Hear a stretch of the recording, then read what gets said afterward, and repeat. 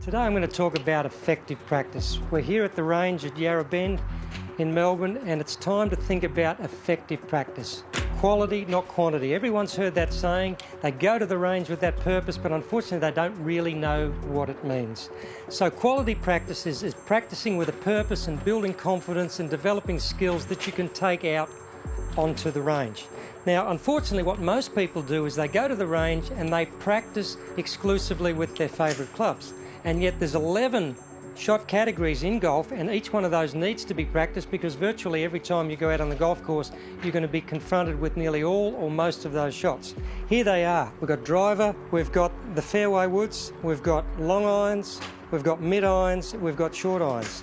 Then there's chipping, pitching and bunkers, and then there's 3 categories of putts, short, mid and long. So there's 11 shot categories, and each of those needs to be practiced because you're going to build confidence by practicing those that you can take out on the golf course. Now there's 2 types of practice, there's 2 modes. When you're practicing, you're either practicing technique or practicing golf. Now when you're practicing technique, the only thing you evaluate is the success or failure of the technique that you're working on, not where the ball goes. When you're practicing golf, the only thing you evaluate success or failure on is where the ball goes, because practicing golf is being able to make the ball go where you want it to go from a distance, accuracy and trajectory point of view. So I'm going to do a little bit of technique practice here first of all. So I've just pulled out a short iron first of all. I've got the pitching wedge. Now let's say in this particular practice session I'm focusing on my backswing, the first move of my backswing. What I don't want you to see you do out on the range is just pull a ball over, swing, and watch to see where the ball went, because that's completely different to what you're ever going to do out on the golf course. So even though we're practicing technique, we still want to do the last bit of every hit with the same sequence. So let's say first move of the backswing. What I'm going to do here is I'm just going to practice that as a bit of a drill. The first move, okay, that's what I want the first move of my backswing to feel like. I'm then going to incorporate that into a practice swing. Now I've got the feel of that part of the swing I worked on built into the hole, and now I go through the last part of my setup routine, which would be the same as out on the golf course. Hit that shot.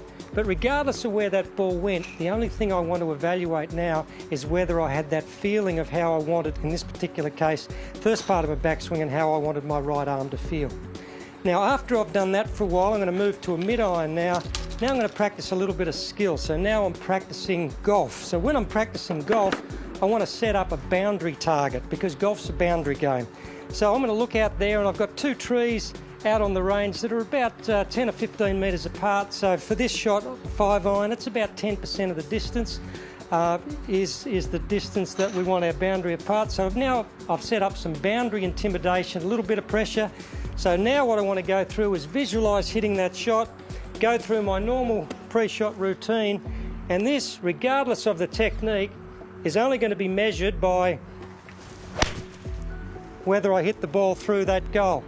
And I was feeling a little bit of pressure there because I wanted to get it right first time. Just snuck it in the goal, so that would be a quality practice shot at the range. So when you're at the range, you're practicing golf, you're practicing technique, you've got 11 shot categories. Give it a little bit of thought before you go to the range, evaluate what you achieved after you've been at the range, and you'll get the most out of your practice.